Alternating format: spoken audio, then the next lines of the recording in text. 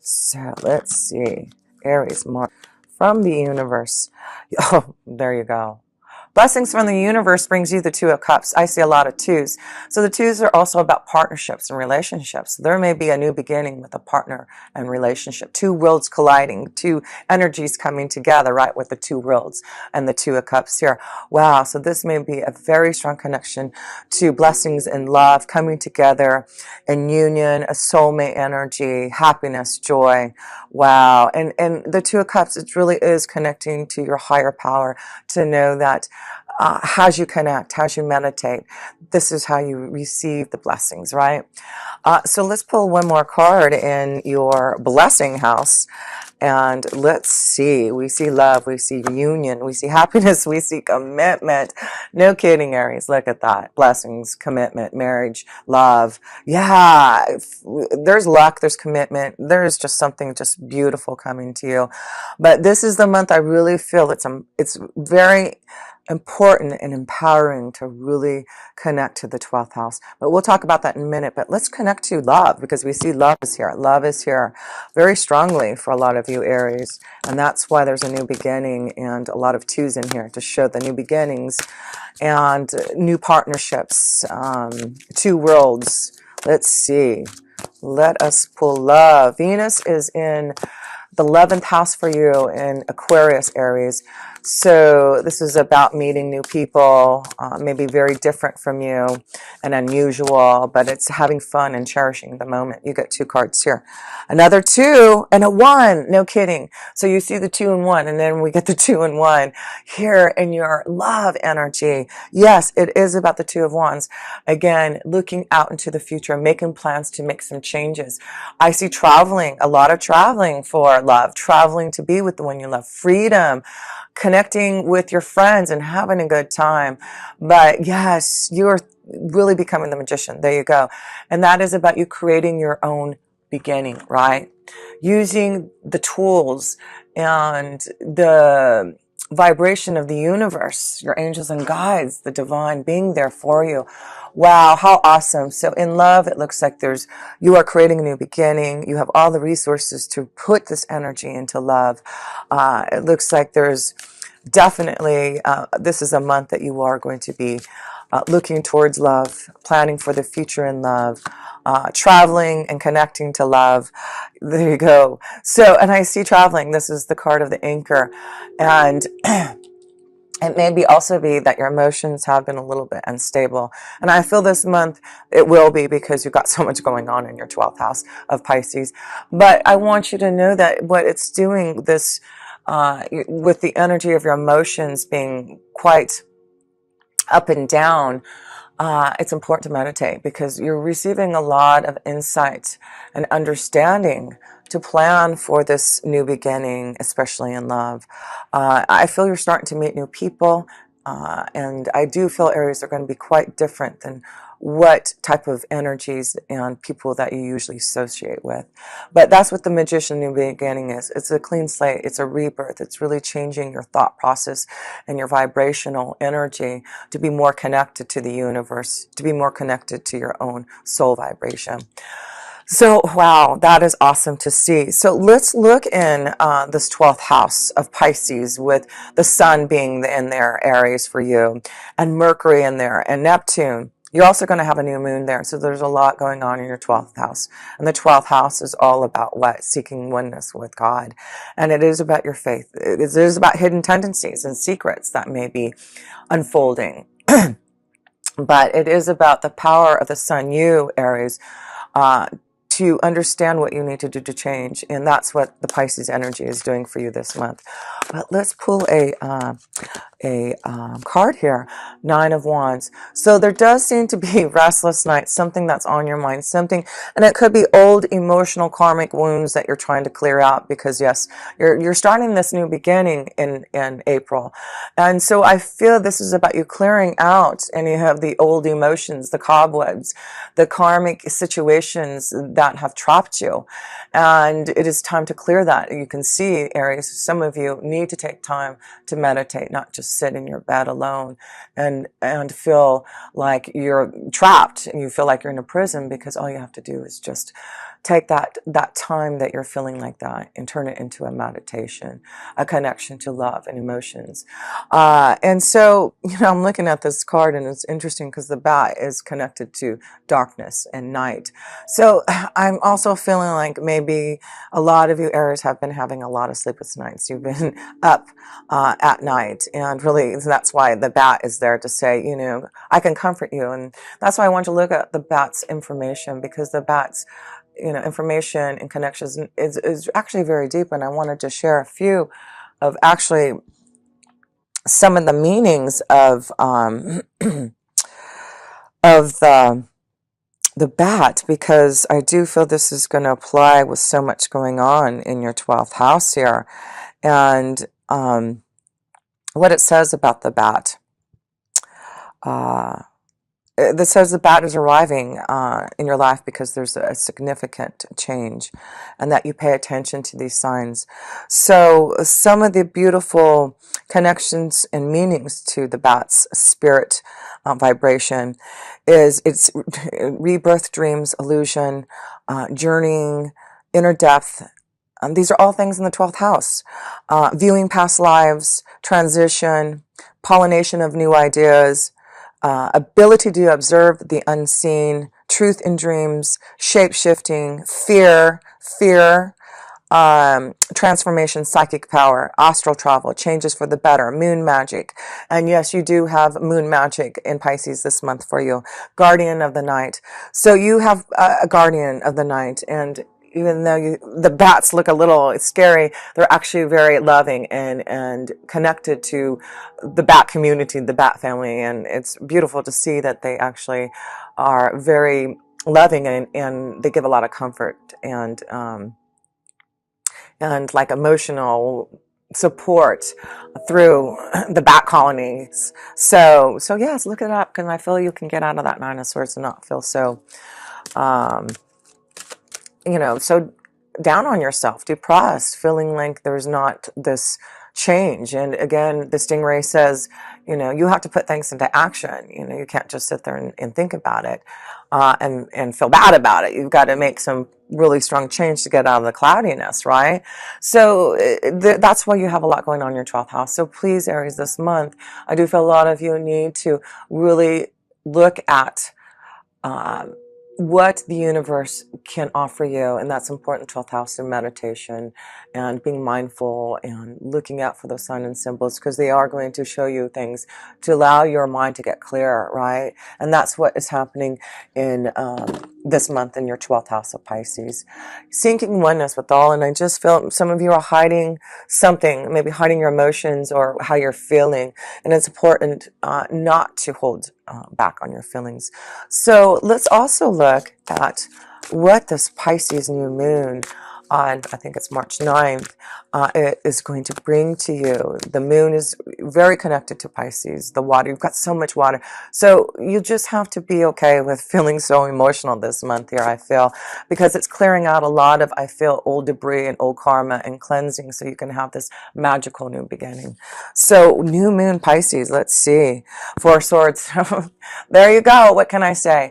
The Four Swords, as you can see in the card, rest, relaxation, contemplation, meditation. The Pisces new moon on March 9th is saying, take time, Aries, to meditate. I'm here. There are illusions. There are things that are changing and shifting. The truth needs to be told. You need to understand. It's like all those things. And so, yes, Mother Moon is definitely encouraging you to take time to connect with her and meditate. And that way you can really be ready for love.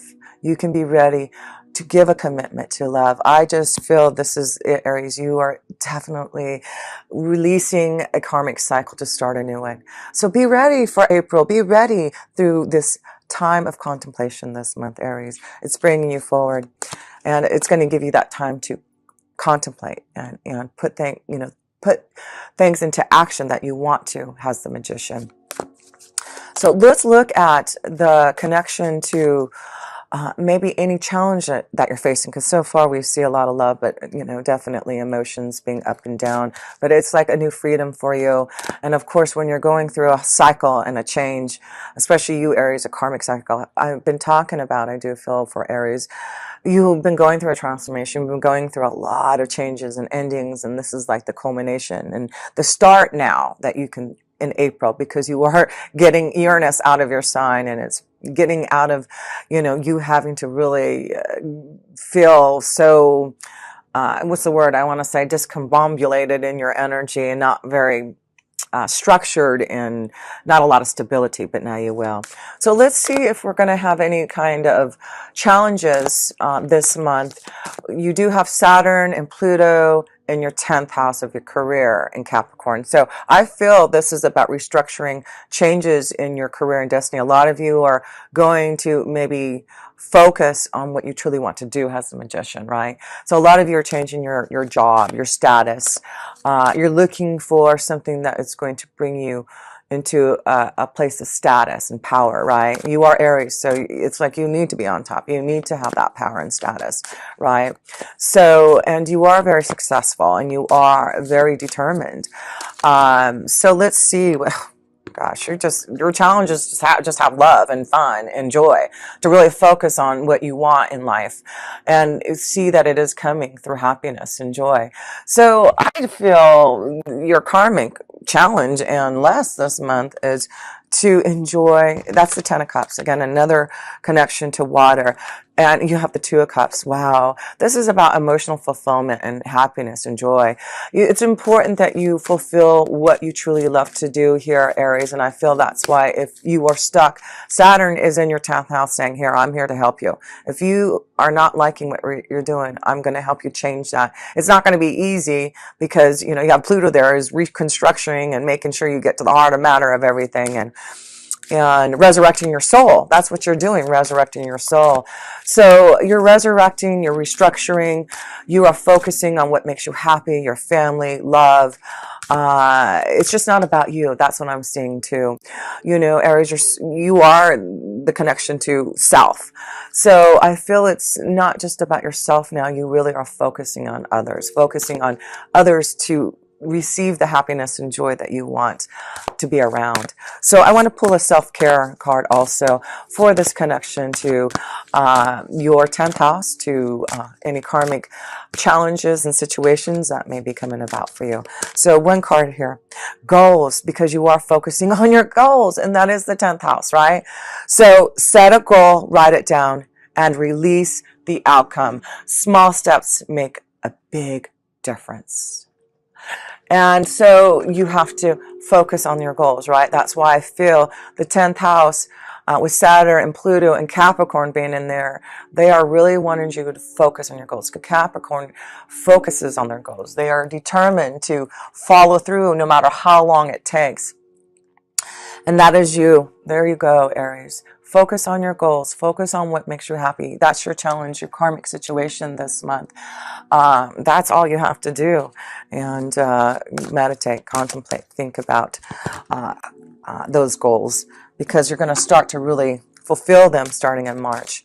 And yeah, spiritual growth, maturity. This is maturity in your 10th house. Maturity, because Saturn is in there saying, I have wanted you to grow more. I wanted you to understand really what your goals, your aspirations are, and your will and your wisdom to pursue that. So yes, that's beautiful to see here. So let's look at the last card. And oh, you know what? I didn't pull a romance angel card, and we'll do that now, because guess what? Guess where your next full moon is going to be? It'll be in Libra, in your 7th house there. So how beautiful is that? So what is the 7th house? What is Libra? Libra is connected to the 7th house, right?